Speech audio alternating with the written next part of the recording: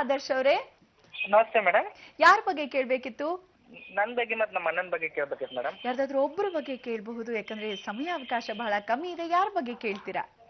ಈಗ ನನ್ನ ಬಗ್ಗೆ ಕೇಳ್ಬೇಕಂತ. ಹೇಳಿ. ನೀವು ಹುಟ್ಟಿದ ದಿನಾಂಕ? 5/8/1989. 89 ಅಲ್ವಾ? ಸಮಯ? ಸಮಯ, ಹುಟ್ಟಿದ ಸಮಯ ಸಮಯ ಗೊತ್ತಿಲ್ಲ ಮೇಡಮ್. ಗೊತ್ತಿಲ್ವಾ? ಪರವಾಗಿಲ್ಲ. 1 ರಿಂದ 12 ಒಳಗೆ ಒಂದು ಸಂಖ್ಯೆಯನ್ನ ಹೇಳಿ.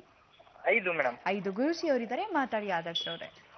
ಲಗ್ನಾಧಿಪತಿ 11ನೇ ಮನೆಯಲ್ಲಿದ್ದಾನೆ. ಅವನ ಜೊತೆನಲ್ಲಿ ಕೇತು, ಬುಧ, ಕುಜ, ಚತುರ್ಗ್ರಹಗಳ ಸಂಯೋಗ. ಶತ್ರುಗ್ರಹವಾಗಿರ್ತಕ್ಕಂಥ ಕುಜ, ಶತ್ರುವಿನ ಮನೆಯಾಗಿರ್ತಕ್ಕಂಥದ್ರಲ್ಲಿ ಶುಕ್ರ ಕುಳಿತಿರ್ತಕ್ಕಂಥದ್ದು. ಅವನ ಜೊತೆನಲ್ಲಿ ಕೇತು. ಯಾಕೋ ಈ ಮನೆಯಲ್ಲಿ ಶುಭ ಕಾರ್ಯಗಳಿಗೆ ಅಡ್ಡಿ, ಸಂಪಾದನೆಗೆ ಅಡ್ಡಿ, ವಿದ್ಯಾಭ್ಯಾಸಕ್ಕೂ ಅಡ್ಡಿ. ಹೋಗ್ಬೇಕು ಅನ್ಕೋತೀರಾ, ಯಾಕೋ ಮಾಡತಕ್ಕಂಥ ಯೋಜನೆಗಳಲ್ಲಿ ಅರ್ಧಂಬರ್ಧ. ಮಹಾ ಪ್ರಳಯ ಬುದ್ಧಿ ಇದೆ, ಮಹಾ ಬಿಸ್ನೆಸ್ ಬುದ್ಧಿ ಇದೆ. ಬಟ್ ಯಾಕೋ ಯಾವುದು ಮಾಡೋದು? ಓದೋದ, ಕೆಲಸವ, ಬಿಸ್ನೆಸ್, ಮನೆಯ, ಕುಟುಂಬವ, ಪ್ರೀತಿಯ, ಅಣ್ಣನ, ನಾನ, ಈ ಥರ ಹಲವಾರು ಗೊಂದಲಗಳನ್ನು ಮನಸ್ಸಿನಲ್ಲಿ ಹಾಕ್ಕೊಂಡು ತಲೆ ಕೆಡಿಸ್ಕೊಂಡು, ಅದರಲ್ಲೂ ಪರಸ್ಥಳದಲ್ಲಿ ಏನಾದರೂ ಕೆಲಸಕ್ಕೆ ಹೋದ್ರೆ ಚೆನ್ನಾಗಿರುತ್ತಾ, ಸ್ವಂತವಾಗಿ ಬಿಸ್ನೆಸ್ ಮಾಡಿದ್ರೆ ಚೆನ್ನಾಗಿರುತ್ತಾ, ವಿದೇಶಕ್ಕೆ ಹೋದ್ರೆ ಚೆನ್ನಾಗಿರುತ್ತಾ, ಈ ಥರದ ಕನ್ಫ್ಯೂಷನ್. ತಂದೆ ಆರೋಗ್ಯದಲ್ಲೂ ಕೂಡ ಕದಲಿಕೆ, ತಾಯಿ ಆರೋಗ್ಯದಲ್ಲೂ ಕೂಡ ಕದಲಿಕೆ. ತಂದೆಗೇನಾದ್ರೂ ಏರುಪೇರಾಗಿಬಿಡ್ತಕ್ಕಂಥದ್ದು ಆಗಿಬಿಡುತ್ತೆ. ಎಚ್ಚರಿಕೆ.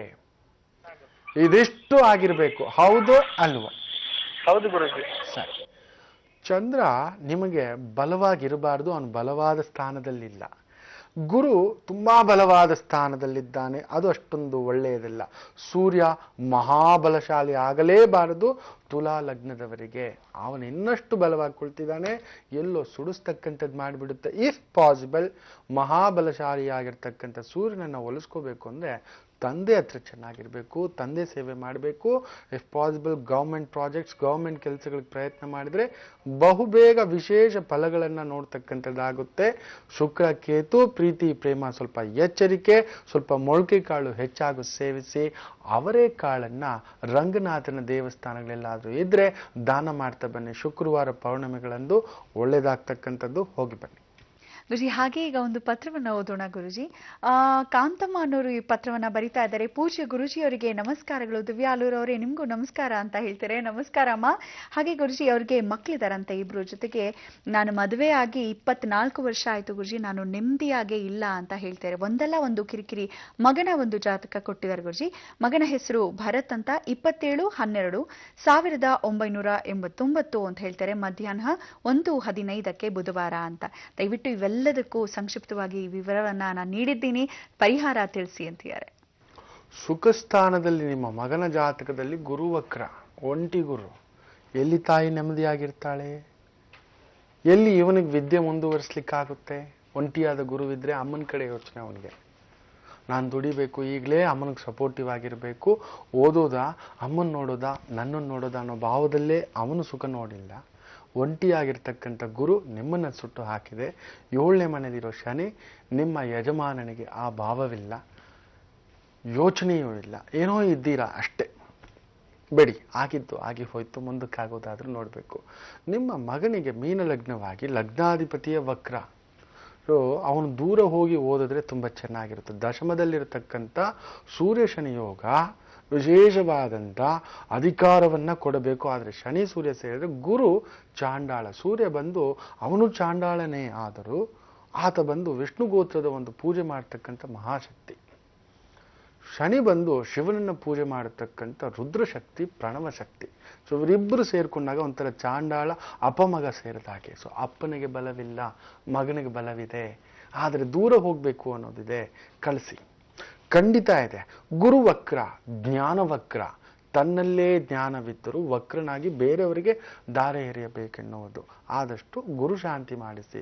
ಮುಂಬರುವ ದಿನಗಳಲ್ಲೇ ಗುರು ಪೌರ್ಣಿಮೆಯೊಂದು ಬರತಕ್ಕಂಥದ್ದುಂಟು. ಅಂಥ ಸಂದರ್ಭದಲ್ಲಿ ಆ ಒಂದು ಯಾರಾದರೂ ಗುರುಗಳಿಗೆ ನಿಮ್ಮ ಮಗನ ಕೈಯಿಂದ ಶಲ್ಯ, ಪಂಚೆ, ಸಿಹಿ, ಹಣ್ಣು ಕೊಟ್ಟು ಆ ಒಂದು ಸೇವೆಯನ್ನು ಮಾಡ್ತಕ್ಕಂಥದ್ದು. ಗುರುಗಳನ್ನು ಬಿಡಬಾರದು. ತಾಯಿ ಮಾತು ಕೇಳದೆ ಇರಬಾರದು, ಕೇಳಲೇಬೇಕು.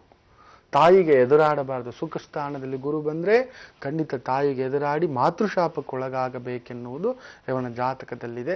ಎಚ್ಚರಿಕೆ. ಇದು ಬಿಟ್ಟರೆ ಇನ್ನೇನೂ ಇಲ್ಲಮ್ಮ. ತುಂಬ ಚೆನ್ನಾಗಿರ್ತಾನೆ. ಕೋಟ್ಯಾಧೀಶ್ವರ ಯೋಗವಾಗಿ ನಿಂತುಕೊಳ್ಳತಕ್ಕಂಥದ್ದು ಯೋಚನೆ ಮಾಡಬೇಡಿ. ಹೋಗಿ ಬನ್ನಿ. ಕಾಂತಮ್ಮ ಅವರೇ, ಗುರುಜಿಯವರು ತಿಳಿಸಿದಂತೆ ನಿಮ್ಗೆಲ್ಲ ಒಳ್ಳೇದಾಗ್ಲಿ ಅಂತ ನಾವು ಕೂಡ ಹಾರೈಸ್ತೇವೆ. ಧನ್ಯವಾದಗಳು ಪತ್ರವನ್ನ ಬರೆದಿದ್ದಕ್ಕಾಗಿ. ಗುರುಜಿ, ನೀವು ತಿಳಿಸ್ತಿದ್ರಿ ಇಂದಿನ ಒಂದು ರಾಶಿ ಫಲದಲ್ಲಿ ಧನು ರಾಶಿಯವರಿಗೆ ವಿಶೇಷವಾಗಿ ಒಂದು ಮಾಹಿತಿಯನ್ನ ನೀಡ್ತೀನಿ ಅಂತ. ಏನ್ ಗುರುಜಿ ಅದು? ನೋಡಿ, ಚಂದ್ರ ಶುಕ್ರನ್ ಭಾವ. ಶುಕ್ರ ಅಂದ್ರೆ ಮಹಾಸಿಹಿ. ಯಾವುದೇ ಮನುಷ್ಯ ಏನೇ ಒಂದು ತಿಂದ್ರು ಸಿಹಿ ತಿಂದಾಗ ಸಿಗುವಷ್ಟು ತೃಪ್ತಿ ಯಾವುದರಿಂದನೂ ಆಗೋದಿಲ್ಲ. ಹೇಳ್ಬೋದು ನನಗೆ ಖಾರನೇ ಇಷ್ಟ, ಖಾರ ಎಲ್ಲ ಆದ್ಮೇಲೆ ಒಂಚೂರು ಚಿಟಿಕೆ ಅಷ್ಟಾದ್ರೂ ಸಿಹಿ ತಿನ್ನಬೇಕು. ಆಗಲೇ ಅದಕ್ಕೆ ಒಂದು ದೇಹದ ಆ ಒಂದು ವಾತಪಿತ್ತ ತತ್ವಗಳನ್ನು ನಿಯಂತ್ರಿಸೋದು. ಅದಕ್ಕೆ ಈಗಲೂ ನಮ್ಮ ಗುರು ಪರಂಪರೆಯಲ್ಲಿ ಮೊದಲು ಸಿಹಿ ಇಡ್ತೀವಿ, ಊಟದಲ್ಲಿ ಕೊನೆಯಲ್ಲೂ ಸಿಹಿ ಇಡ್ತೀವಿ, ಮಧ್ಯದಲ್ಲೂ ಸಿಹಿ ಇಡ್ತೀವಿ. 3 ಬಾರಿ ಸಿಹಿ ಹಾಕ್ತಾರೆ, ಕೆಲವರು 5 ಬಾರಿ, ಕೆಲವರು ಆ ಸಿಹಿದೇ ಒಂದು 5-6 ಥರದ ಭಕ್ಷ್ಯ ಹಾಕಿ ಬಳಸ್ತಾರೆ. ನಮ್ಮ ದಕ್ಷಿಣ ಭಾರತದ ಕಡೆ ಊಟ ಅದು ಒಂದು ವಿಶೇಷ. ತಿಂದರೆ ಬ್ರಾಹ್ಮಣರ ಮನೆಯಲ್ಲೇ ಊಟ ತಿನ್ನಬೇಕು. ಬ್ರಾಹ್ಮಣ ಭೋಜನ ಪ್ರಿಯ ಅಂತ ಹೇಳ್ತೀವಿ. ಅವ್ರ ಮನೆಯಲ್ಲಿ ಆಗ್ತಕ್ಕಂಥ ಒಂದು ಗುರು ಪ್ರಪಂಚದಲ್ಲಿ ಅವ್ರಿಗೆ ಊಟ ಮಾಡಿ ಬಡಿಸೋದಂದ್ರೆ ತುಂಬ ಇಷ್ಟ. ವಿಶೇಷವಾದಂಥ ಕಸದಿಂದಲೂ ರಸ ತೆಗೆಯೋ ವಿದ್ಯೆ ಗೊತ್ತಿರುತ್ತೆ. ಅಡಿಗೆಗಳಲ್ಲಿ ಗುರುಗಳು ಮಾಡೋಷ್ಟು ರುಚಿಯಾಗಿ ಅಡುಗೆ ಇನ್ಯಾರೂ ಇಲ್ಲ. ನಾನು ಮಾಡಬಲ್ಲೆ. ಯಾವಾಗಾದ್ರೂ ನನ್ನ ಮನೆಗೆ ಬಂದಾಗ ಬನ್ನಿ, ತುಂಬ ಚೆನ್ನಾಗಿ ಯಾವ ಡಿಶ್ ಬೇಕಾದರೂ ನಾನು ಮಾಡಿಡಬಲ್ಲೆ. ಸ್ವಲ್ಪ ಮಟ್ಟಿಗೆ ಉಪ್ಪು ಖಾರ ಹೆಚ್ಚು ಕಡಿಮೆ ಇರುತ್ತೆ, ತುಂಬ ದಿನ ಆಗಿರುತ್ತೆ. ಸೊ ಇವತ್ತು ಆ ಧನು ರಾಶಿಯವರಿಗೆ ಶುಕ್ರಭಾವದ ಚಂದ್ರ ಕುಳಿತಿರೋದ್ರಿಂದ ವಿಪರೀತ ಸಿಹಿ ತಿನ್ನಕ್ಕೆ ಹೋಗಿ ಆ ತಿಂದಿರ್ತಕ್ಕಂಥ ಒಂದು ಅಧಿಕಾರ ಅಂದ್ರೂ ಸಿಹಿ, ಅಂತಸ್ತು ಅಂದ್ರೂ ಸಿಹಿ. 1 ಮನೆ ಇರೋದು ಗುರುಭಾವ, 2 ಮನೆ ಇರೋದು ಕುಜಭಾವ, 3 ಮನೆ ಇರೋದು ವ್ಯವಹಾರ ಭಾವ ಬುಧ. ಅದಕ್ಕೂ ಮೇಲಿನ ಎತ್ತರದ ಮನೆ ಕಟ್ತಾನೆ ಅಂದ್ರೆ ಅವನು ಶುಕ್ರ ಭಾವವೇ. ಎತ್ತರದ ಮನೆ ಕಟ್ಟಿದವ್ರಿಗೆಲ್ಲ ಶುಗರ್ ಪ್ರಾಬ್ಲಮ್ ಪಕ್ಕ ನೋಡಿಬೇಕಾದ್ರೆ. ತುಂಬಾ ದೊಡ್ಡ ಬಡ್ಡಿ ವ್ಯಾಪಾರಸ್ಥರಿಗೆ ಶುಕ್ರ ಭಾವ ತಟ್ಟಲೇಬೇಕು. ಗುರು ಯಾವಾಗ ಗುರುವನ್ನ ಇದು ಮಾಡಬಾರ್ದು, ವ್ಯವಹಾರವನ್ನ ಏರುಪೇರು ಮಾಡಬಾರ್ದು ಅಂತಾರೆ. ಆಸೆಗೆ ಬಿದ್ದು ವ್ಯವಹಾರಗಳು ಮಾಡೋಕ್ಕೆ ಹೋಗಿ ತುಂಬ ದೊಡ್ಡ ಈ ಬಂಗಾರವನ್ನು ಅಡಮಾನ ಇಟ್ಕೊಳ್ತಿದ್ರು. ಈಗೆಲ್ಲ ಬ್ಯಾಂಕ್ಗಳು ಬಂದ್ಬಿಟ್ಟಿದೆ. ಮೊದಲೆಲ್ಲ ಬೇರೆಯವರಿದ್ರು, ಈ ಸೇಟುಗಳು ಅವರು ಇವರು ಅಂತ. ಅವ್ರನ್ನ ಹೋಗಿ ನೋಡಿ, ಕೇಳಿ ನೋಡಿ, ಒಂದು ಅದ್ಭುತ. ಬೇಡ, ನೀವು ಬಂಗಾರ ಇಟ್ಟಿದ್ದೀರಲ್ಲ, ವಾಪಸ್ ತಂದಿದ್ದೀರಾ ಅವರಿಂದ ಅಂತ ಕೇಳಿ ನೋಡೋಣ. ಶುಕ್ರ ವಕ್ರನ ಭಾವ ಅಂತಕ್ಕಂಥದ್ದು ಅಲ್ಲೊಂದು ನಿಯಮ ಇದೆ. ನೀವು ಇಟ್ಟ ಮೇಲೆ ವಾಪಸ್ ಬರೋಲ್ಲ, ಅದಕ್ಕೂ ಒಂದು ನಿಯಮ ಇದೆ. ಅದು ಇನ್ನೊಂದಿನ ಯಾವತ್ತಾದ ಸಂಸ್ಕಾರಗಳಲ್ಲಿ ಹೇಳ್ತೇನೆ. ಇಟ್ಟರೆ ತೊಗೊಂಡೋಗಿ ಬ್ಯಾಂಕಲ್ಲಿ ಇಡಿ, ಅಲ್ಲಿ ಇಡಬೇಡ್ರೋ ಹುಚ್ಚಪ್ಪಂದ್ರ ಅಂತ ಹೇಳ್ತೇವೆ.